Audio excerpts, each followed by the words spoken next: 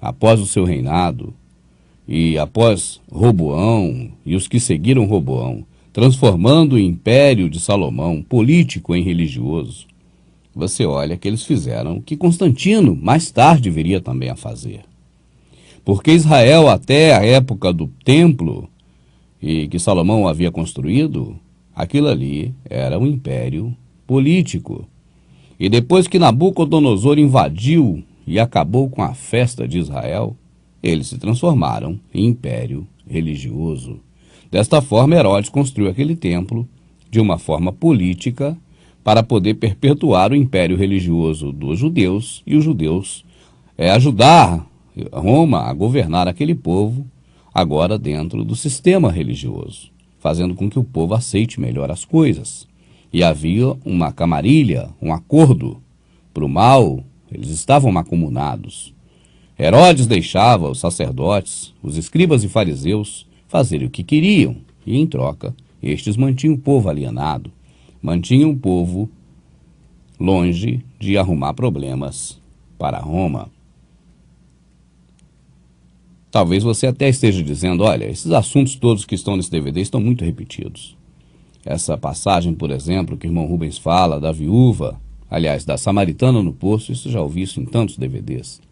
Esses DVDs estão muito repetidos e eu digo a você, na Escritura também está muito repetido, que você deve amar o seu próximo, que essa é a única coisa que o Salvador nos pede, que amemos uns aos outros.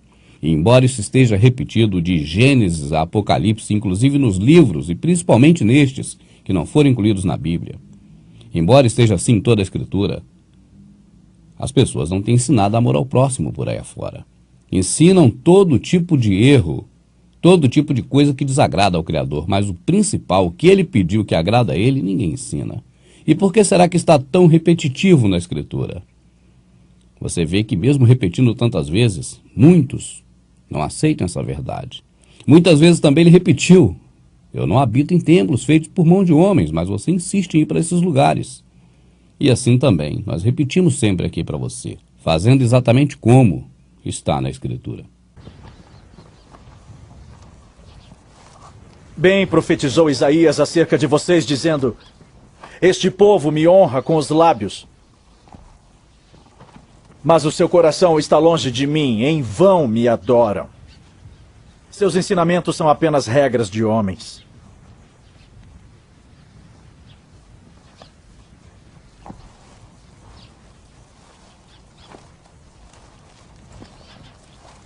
Jesus chamou para junto de si a multidão e disse: ouçam e entendam o que sai de sua boca. Isto o torna impuro.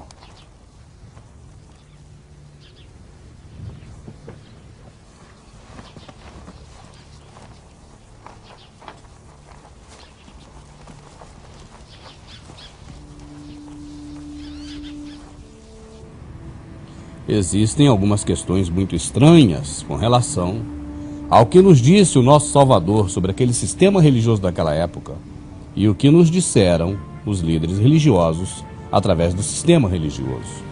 Nós observamos, por exemplo, que o templo feito por Salomão, ele foi feito à base do cedro. Era, portanto, um templo de madeira. Este templo agora novo era de mármore e ouro. Jesus had first seen the fabulous gold and marble building when he came to Jerusalem at the age of 12.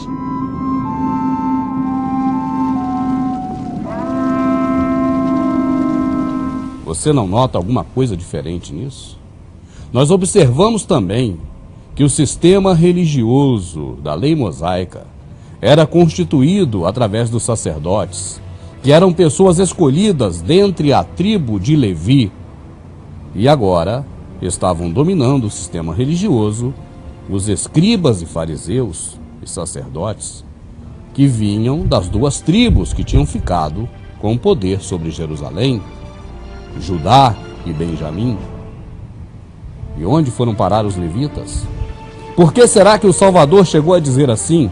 Os escribas e fariseus se assentam na cadeira de Moisés. Eu posso traduzir melhor para você. Por que será que nosso Salvador chegou a dizer assim? judeus e benjamitas estão no lugar em que deveriam estar os levitas? Por que será que o Salvador disse exatamente essas palavras? Não cuideis vós do sistema religioso, que eu vos acusarei perante o Pai. Há um que vos acusa, Moisés, em quem vós esperais. Eles se diziam discípulos de Moisés, estavam sentados na cadeira de Moisés, e o próprio Moisés, segundo as palavras do nosso Salvador, seria exatamente aquele que iria acusá-los perante o Pai que está no céu. Qual seria essa acusação de Moisés? O que Moisés tinha de pessoal, dele próprio, para acusar essas pessoas? O que mais, senão a cadeira dele, que pertenceria aos levitas eternamente, que agora estava sendo utilizado, ou se assentando nelas, judeus e benjamitas, as duas tribos que ficaram em Jerusalém. As outras ficaram em Samaria, eram, portanto, samaritanos. Nós vamos chegar em um momento chave em que o Salvador encontra um samaritano pela frente. Ou melhor, uma samaritana, e tem uma conversa muito interessante entre ele e a samaritana. Mas é hora de desvendar um outro grande mistério. E você observe que os mistérios são muitos. E ainda tem muitos mistérios que esse humilde irmão não conseguiu descobrir.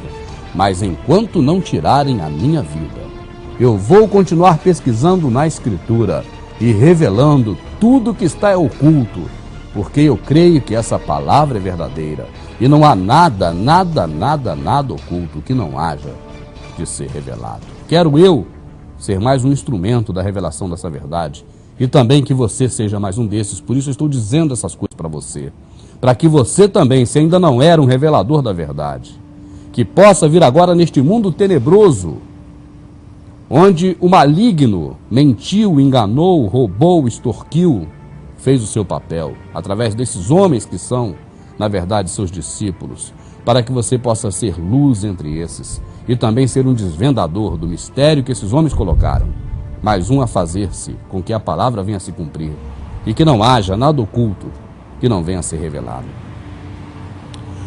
O templo como um local em que, primeiramente, os homens antigos, lá da turma de Nimrod, achavam que poderiam agradar ao Deus Sol e não morrer por conta do dilúvio, já que haviam pecado muito contra o próximo e desobedecido ao Criador mais uma vez.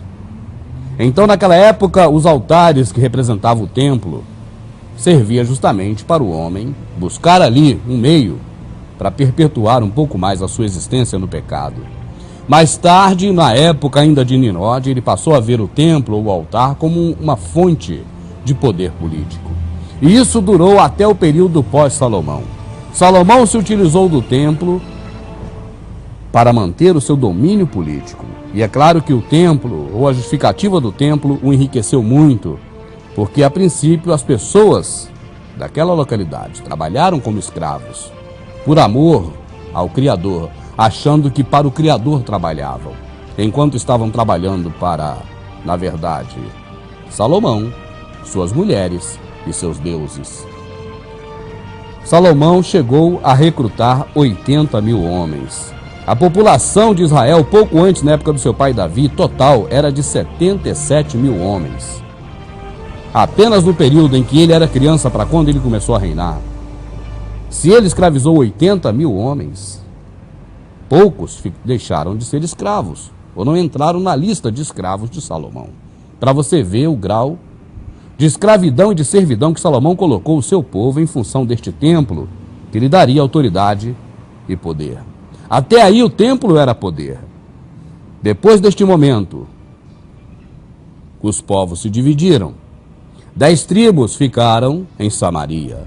E apenas 2 tribos, entenda bem, meu amado, 2, os levitas e os benjamitas ficaram em Jerusalém. E eu pergunto, e os levitas? Quem cuidava do templo?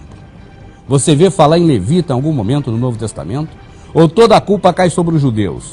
Porque os judeus era a maior tribo que existia. E compactuou com outra tribo poderosa, a tribo do rei anterior a Judá. Levi, no caso Saul, os familiares de Saul, do qual descendente direto era Paulo, fariseu, que estavam dominando Jerusalém, juntamente com as famílias do rei mais recente de Davi. E estavam fazendo o que queria em Jerusalém. Agora vamos voltar no tempo. Vamos chegar um pouco depois do período em que Roboão, que o nome já diz Roboão, não é à toa, roubava muito aqueles povos. Depois do período de Roboão, passou-se vários reis terríveis por Israel, por Judá. Chegou a época de Acabe com a sua mulher, que não valia nada, Jezabel. E logo após esse período, assumiu um outro rei. E neste exato momento da história do Antigo Testamento, foi que templo passou a ser dinheiro. E esta fase está narrada minuciosamente, explicitamente na Escritura. E é o que vamos ler agora. Não vou dizer o capítulo nem o versículo, que você leia todo o livro de Reis, porque aí você vai ver isso que eu estou falando e vai descobrir muito mais coisas terríveis nessa leitura que você fizer do livro total de Reis, procurando essa passagem. Vamos ler. Corta, Mari, faz outra que se der erro.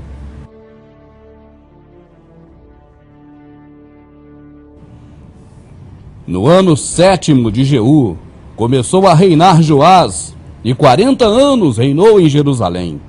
E era o nome da sua mãe Zíbia, de Berseba. E fez Joás o que era reto aos olhos do Senhor, todos os dias em que o sacerdote Jeoaida o dirigia.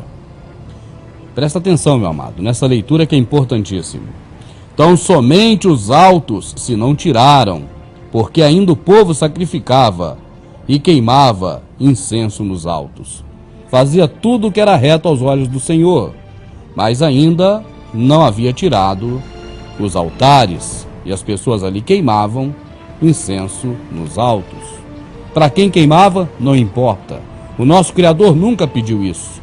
Por isso na Escritura está bem claro assim. Então somente os altos. Fez Joás o que era reto aos olhos do nosso Criador, todos os dias em que o sacerdote Jeoaida o dirigia.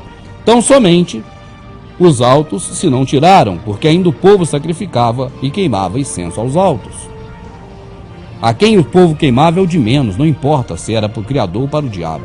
Isso não era bem visto pelo Criador, como você observa nessas palavras. Mas não é disso que trata o assunto dessa leitura.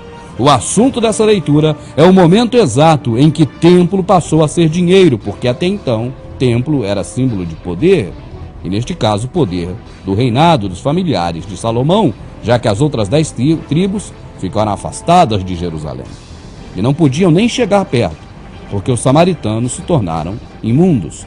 Samaritanos foram as 10 tribos que moravam em Samaria, e não pessoas de fora de Israel, de fora de Jacó, de fora de Abraão, não.